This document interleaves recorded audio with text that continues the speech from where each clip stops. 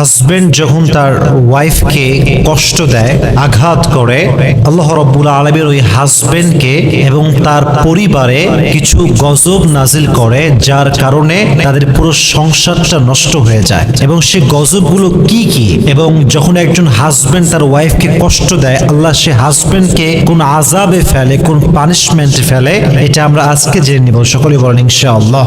মাথায় রাখবেন, যেই মেয়ের স্বামী খারাপ, যেই মেয়ের হাজবেন্ড খারাপ, তাকে মেরে ফেলার জন্য বিষ লাগে না, তাকে মারার জন্য কোনো গুলি লাগে না, সে এমনি শেষ। যার হাজবেন্ড খারাপ, তার জীবন অলরেডি শেষ, তাকে মারার জন্য কোনো বিষ লাগবে না, কোনো গুলি লাগবে না, কিচ্ছু লাগবে না, সে এমনি শেষ হয়ে গেছে। আর আমি আসিফের পার্সোনাল পয়েন্ট অফ ভিউ হচ্ছে এরকম, যে পুরুষ তার জীবনে সফলতার চূড়ান্ত পর্যায়ে পৌঁছে গিয়েছে, যে পুরুষের জীবনে R15 আছে, গাড়ি আছে, বাড়ি আছে, টাকা আছে, পয়সা আছে, জনপ্রিয়তা আছে, সব আছে, বাট একজন নেককার দিনদার মানসিক শান্তির স্ত্রী নাই, তার কাছে পৃথিবীর কিচ্ছু নাই। ঠিক কিনা বলেন? Exactly to the same way, একজন নারী যার কাছে রূপের বাহার আছে, অনেক সুন্দরী নারী, বাপের কোটি কোটি টাকা আছে, ঢাকার গুলশানে ফ্ল্যাট, অনেক টাকার মালিক সে, অনেক রূপের এবং গুণবতী নারী সে, কিন্তু তার কাছে মন মতো একজন স্বামী নেই, মানসিক শান্তির একজন হালাল পুরুষ নেই, তার মানে তার জীবনে কিছুই নাই। ঠিক কিনা বলেন?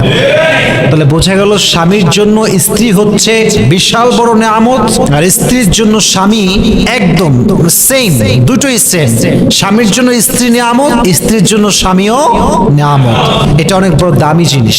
তো যখন কোনো স্বামী তার স্ত্রী কষ্ট দেয়, তার প্রথম যে আযাব তাকে ফেস করতে হয়, সবচেয়ে বড় আযাব এটাকে আমি মনে করি, সেটা হচ্ছে যখন কোনো হাজবেন্ড তার ওয়াইফকে হার্ট করে, উইলিংলি অথবা আনউইলিংলি, যখনই হার্ট করে, কষ্ট দেয়, আঘাত করে, সেই স্বামী তার সুখ হারিয়ে ফেলবে, তার সুখ সে কখনো খুঁজে পাবে না। এর কারণ হচ্ছে, শুধু স্বামী স্ত্রীর ক্ষেত্রে নয়, পৃথিবীর যে কোনো প্রান্তে কোনো মানুষ যখন মানুষকে কষ্ট দেয়, আঘাত করে, আল্লাহ ওই মানুষের সুখটা কেড়ে নেয়। কারণ মানুষকে অসুখী করে, কষ্ট দিয়ে পৃথিবীর কোনো মানুষ কখনো সুখী হতে পারে নাই। ঠিক এরা বলে, মানুষকে কষ্ট দেওয়া, কারো মন ভাঙা যদি ক্রাইম হতো, অপরাধ হতো, তাহলে আমার মনে হয় বাংলাদেশের কোটি কোটি মানুষের ফাঁসি হয়ে যেত। ঠিক না বলে? এটা বড় একটা অন্যায়, বাট এটা কোনো রাষ্ট্রীয় আইন নাই, কোনো সামাজিক কোনো আইন নাই, এটা আমাদের সমাজে এরকম। তো স্বামী যখন হাজবেন্ড যখন তার স্ত্রীকে কষ্ট দেয়, তার প্রথম যেই আযাবটা তাকে ফেস করতে হয়, সে তার সুখ কোথাও খুঁজে পায় না। এই কারণ মাথায় কি রাখবেন কারণটা? এর কারণ সবচেয়ে বড় কারণটা হচ্ছে, মাজলুমের দোয়া আল্লাহ কখনো ফিরিয়ে দেয় না। মাজলুমের বদদোয়া করার জন্য, আমি বারবার বলি, বদদোয়ার জন্য আমাকে হাত তুলে দোয়া করতে হবে না যে আল্লাহ অমুককে ধ্বংস করে দাও, অমুকের সেই করে দাও, শেষ করে দাও। No, it's not like that. বদদোয়ার জন্য জাস্ট হৃদয়ের একটা অনুভূতি, কষ্ট, একদম বোবা কান্না, এটাই একটা মানুষের ধ্বংসের কারণ হতে পারে। ঠিক না বলেন? তাহলে এক নাম্বারটা হচ্ছে, সে তার জীবনের সুখ হারিয়ে ফেলবে, আর কারো সুখ নষ্ট করে কেউ কখনো সুখী হতে পারে না। তাহলে এক নাম্বার হচ্ছে, husband will lost his mental peace, সে কখনো তার মানসিক শান্তি খুঁজে পাবে না। Number one. আরেকটা বিষয় মাথায় রাখবেন, যে অনেক নারী আছে দেখবেন, স্বামীকে বিয়ে করেছে ফ্যামিলির বিরুদ্ধে গিয়ে, এরকম অনেক মেয়ে আছে না? নাই? কেউ পালিয়ে বিয়ে করেছে, অথবা কেউ পরিবারকে সঙ্গে নিয়েই বিয়ে করেছে, বাট পরিবারের ওপিনিয়নটা ছিল এরকম যে he is not perfect for you. পরিবার বলেছে, দেখো মা, এটা তোমার জন্য পারফেক্ট ছেলে নয়, তোমাকে অন্য কোথাও চুজ করা উচিত। পরিবার সাপোর্ট দেয়, তাও মেয়েটা বিয়ে করেছে সেই ছেলেটাকে, কারণ ভালোবাসা, অনুভূতি, ফিলিংস। কারণ বিয়েটা হচ্ছে এমন একটা জিনিস, যাকে যার ফিল হয় না, সে তাকে বিয়ে করতে পারে না, আর যাকে যার ফিল হয়, সমস্ত বাধা পেরিয়ে সে তাকে বিয়ে করতে পারে। ঠিক কিনা বলেন? এখন যখন কোনো নারী তার শখের পুরুষকে হালালভাবে বিয়ে করে, তার প্রথম এক্সপেকটেশন থাকে এরকম, যে আমার সমাজকে, আমার পরিবারকে, আমার সব ফ্রেন্ড সার্কেলকে আমি প্রমাণ করব যে আমার চয়েস, আমার পছন্দ সবচেয়ে বেটার ছিল, এবং আমার হাজবেন্ড আমার যোগ্য, সে সবসময় এটা ডিজার্ভ করে। তার এক্সপেকটেশন এরকম যে আমার স্বামীকে পৃথিবীর সবচেয়ে উত্তম পুরুষ হতে হবে। ঠিক কিনা বলেন? তো সেই স্বামী যখন খারাপ হয়, মনের বিরুদ্ধে কাজ করে, জুলুম করে, কষ্ট দেয়, সেই স্বামী কি কখনো সুখী হতে পারবে বলে আপনি মনে করেন? কখনো হতে পারবে? সে তার মানসিক প্রশান্তি হারিয়ে ফেলবে, সুখ খুঁজে পাবে না। 2 নাম্বার, এবং এটা আরো বেশি ডেঞ্জারাস, বড় আযাব এটা। যে স্বামী তার স্ত্রীকে কষ্ট দেয়, তার 2 নাম্বার আযাব হচ্ছে সে যখন মারা যাবে তার কবরের সমস্ত আযাব মাফ হতে পারে, বাট সে যে স্ত্রী কষ্ট দিয়েছে আযাব কখনো মাফ হবে না। এর কারণ হচ্ছে বান্দার হক হচ্ছে 2 প্রকার, এক হচ্ছে হকুল্লাহ, আর এক হচ্ছে হকুল ইবাদ। আল্লাহর হক হচ্ছে নামাজ পড়া, পড়েন নাই আল্লাহ মাফ করতে পারে। আল্লাহর হক হচ্ছে রোজা রাখা, পড়েন নাই আল্লাহ মাফ করতে পারে। বাট হকুল ইবাদ, যেটা মানুষের হক, আপনি নষ্ট করেছেন পৃথিবীর এই মাটিতে, যতক্ষণ পর্যন্ত ওই বান্দা মাফ না করবে ততক্ষণ পর্যন্ত আপনার ক্ষমা হবে। তাহলে পৃথিবীর সবচেয়ে জঘন্য অপরাধ হচ্ছে মানুষের হক নষ্ট করা। মানুষের হক যে নষ্ট করে সে মূলত ক্ষমা পায় না। আমরা মনে করি যে দিলাম কষ্ট, কি হবে, কিচ্ছু হবে না, কিন্তু আমরা বুঝলাম না যে এই দিন না, আরো দিন একদিন আসবে যেদিন আমাকে হিসাব দিতে হবে, কাঠগড়ায় দাঁড়াতে হবে, আমাকে হিসাব দিতে হবে যে কায় কষ্ট দিয়েছিলাম আমি। এই জন্য প্রিয় ভাইরা, নিয়ত করে ফেলি আমরা সবাই যে আমাদের জীবনে আমরা কখনো ইন্টেনশনালি, মানে ইচ্ছাকৃত ভাবে, উইলিংলি আমাদের ওয়াইফকে আমরা কখনো কষ্ট দিব না। রাজি আছেন তো ইনশাআল্লাহ? তাহলে বোঝা গেল 2 নাম্বার আযাবটা হচ্ছে, যেহেতু এটা বান্দার হক, আপনার স্ত্রীকে যখন আপনি কষ্ট দিচ্ছেন যে কোনো ভাবেই হোক, আপনার মৃত্যুর পরে আপনার যত আমলই থাকুক না কেন, আপনার সব আমল আটকে যাবে। এর কারণ আপনি আপনার স্ত্রীর হককে নষ্ট করেছেন। ঠিক কিনা বলেন? এটা আপনি করবেন না। হাদিসে এসেছে বান্দার হক যখন বান্দা নষ্ট করে, কিয়ামতের দিন আল্লাহ তাআলা তার সব আমল দেখবে, মাশাআল্লাহ, you are really able to go to the paradise, you are really able to enter in the paradise, তোমার তো সব ঠিকঠাক আছে, আর তুমি না বউরে কষ্ট দিয়েছিলা, তুমি না অমুক ভাইকে কষ্ট দিয়েছিলে, তার হক নষ্ট করেছিলা, stop, you cannot enter in the paradise, হবে না তোমার জান্নাত আজকে, তুমি মানুষের হক নষ্ট করেছো। এজন্য আজ থেকে নিয়ত করলাম যে জীবনে বউ বলে কথা না, পৃথিবীর কাউকে আমরা উইলিংলি বা ইন্টেনশনালি, ইচ্ছা করে কাউকে কখনো আমরা কষ্ট দিব না, ইনশাআল্লাহ। জোরে সরে বলেন ইনশাআল্লাহ। 3 নাম্বার, যে স্বামী তার স্ত্রী কষ্ট দেয়, এটা পৃথিবীর অনেক বড় একটা লস, দুনিয়ার অনেক বড় একটা লস। সেটা কি জানেন? রিজিকে বরকত থাকে না, রিজিকে কোনো বরকত সে খুঁজে পায় না। এর কারণ হচ্ছে, আমি আগেই বলেছি, ভূমিকায় একটা কথা বলেছিলাম, স্বামীর জন্য তার জীবনের সবচাইতে উত্তম উপহার হচ্ছে স্ত্রী। বলেন কি? এবার হাদিস শোনান। নবীজি বলেছে, ইযা কুনতা ফি নি'মাতিন, যখন তোমরা কোনো নিয়ামতে থাকো, নিয়ামতের মূল্যায়ন করো। এর কারণ ফাইন্না যুনুব তাজিলু নিয়াম, যখন বান্দা অবাধ্য হয়, আল্লাহর হুকুমের বাহিরে কাজ করে, তখন নিয়ামতটা কেড়ে নেয় একজন। আওয়াজ দিয়ে বলেন, তিনি কে? Your wife is your নিয়ামা, your wife is a blessing for you. আপনার ওয়াইফ তো আপনার জন্য বড় নিয়ামত, তা আপনি যখন নিয়ামতের মূল্যায়ন করছেন না, এটার একটা ধকল আপনার বইতে হবে। সেটা কি?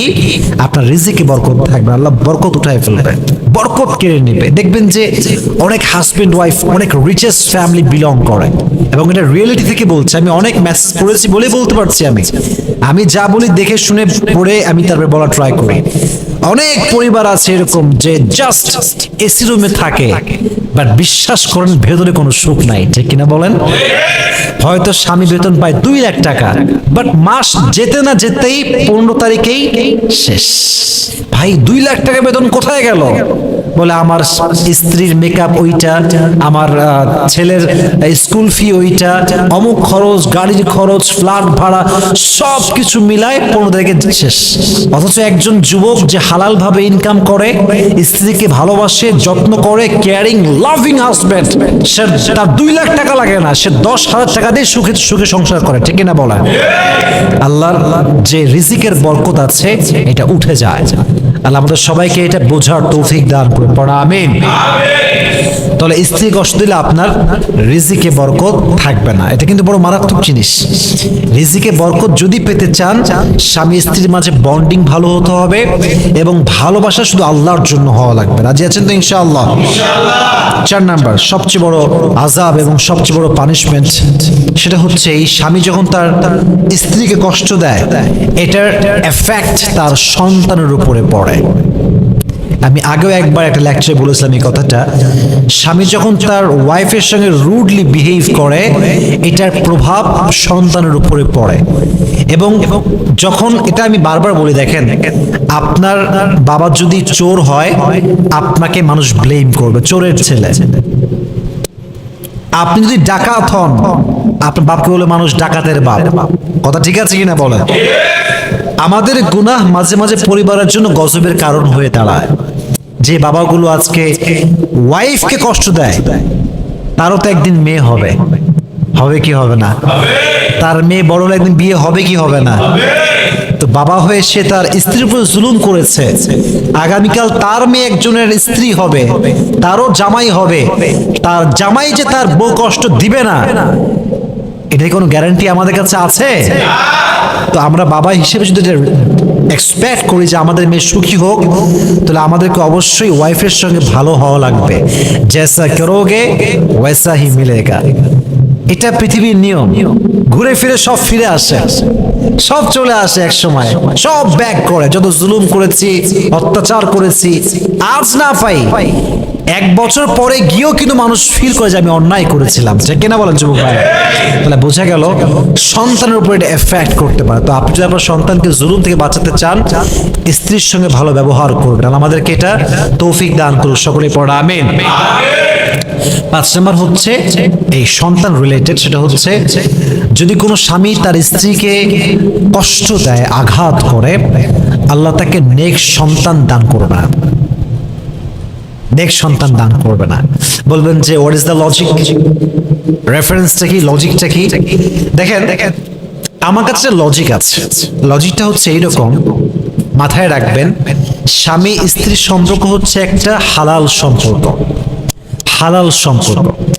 একজন স্ত্রী যখন তার স্বামীর থেকে মেন্টালি টর্চার হয়ে পাগল হয়ে যায়, কষ্টে তার জীবনটা আধমরা হয়ে যায়, মাথায় রাখবেন, এটা আমি অ্যাকচুয়ালি বলতে শাই ফিল করছি, বাট বলতে হবে আমাকে। যেই রিলেশনের মাধ্যমে, ফিজিক্যাল রিলেশনের মাধ্যমে সন্তান আসে, এটা কিন্তু হালাল রিলেশন, এটাকে আল্লাহ বৈধ করেছেন। বাট যখন তার স্বামী কষ্ট দিতে দিতে দিতে তাকে মেন্টালি শেষ করে ফেলছে, তখন একজন স্ত্রীর ভেতরে যে ওই মনোমানসিকতা যে স্বামীর সঙ্গে সে একটা রিলেশন করবে, ফিজিক্যাল রিলেশন, ওইটা থাকে না। সে যা করে বাধ্য হয়ে করে। ফলে যখন সে জুলুমের শিকার, মাজলুম আসে, তার ভিতরে শান্তি নাই, স্বামী স্ত্রীর ভিতরে বন্ডিং নাই, সুন্নাহ নাই, আল্লাহর হুকুমের আদেশের পালন নাই। বলেন তো এই অবস্থায় সেই মেয়েটা যে সন্তান গর্ভে ধারণ করবে, সে কি কখনো নেক সন্তান হতে পারবে? উভয় পক্ষের সাপোর্ট লাগবে। স্বামী ভালো হতে হবে, দিনদার হতে হবে, মা দিনদার হতে হবে, স্বামী স্ত্রীর ভালোবাসা সুন্দর হতে হবে, বন্ডিং সুন্দর হতে হবে। স্বামী স্ত্রীর ফিজিক্যাল রিলেশন করছে, স্ত্রী ঠেকায় পড়ে করছে, যে কি করব, না করলে তো কিছু করার নেই, বাধ্য হয়ে করছে, এখানে আসল নিয়ামতটা আসবে না, সুসন্তান আসবে না। সুসন্তান পেতে চাইলে দোয়া করতে হবে, এবং স্বামী স্ত্রীকে ভালোবাসতে হবে, স্ত্রী তার স্বামীকে ভালোবাসতে হবে, ঠিক কিনা বলেন? এবং দোয়া পড়তে হবে। সকলে আমার সঙ্গে পড়েন, রব্বানা হাব লানা মিন আজওয়াজিনা ওয়া যুররিয়াতিনা কুররাতা আ'য়ুন। এই দোয়া যে বেশি বেশি পাঠ করবে, আল্লাহ তাকে নেক সন্তানও দান করবেন, নেক স্ত্রীও দান করবেন। সুবহানাল্লাহ পড়েন। তার মানে জানলাম 5টা পানিশমেন্ট, 5টা আযাব নিয়ে। তবে মাথায় রাখতে হবে, শুধুমাত্র স্বামী যে কষ্ট দেয় ব্যাপারটা কিন্তু এরকম না। কিছু কিছু স্ত্রী আছে, I am really sorry to say that, এরা দাজ্জালের চাইতেও খারাপ, ঠিক কিনা বলেন যুবক ভাই?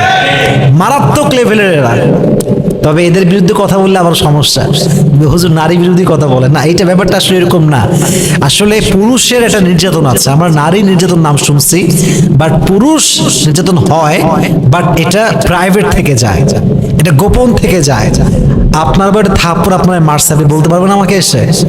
বললে তো আপনার ব্যক্তিত্ব নষ্ট হয়ে যায়, বলবেন না। তাহলে বোঝা গেল নারীর নির্যাতনটা প্রকাশিত হয়, বাট পুরুষ এই যে নির্যাতিত হয়, এটা কখনো প্রকাশ পায় না। তো শুধুমাত্র স্বামীর ক্ষেত্রে বললেই হবে না, স্ত্রীর জন্য আযাব আছে না নাই?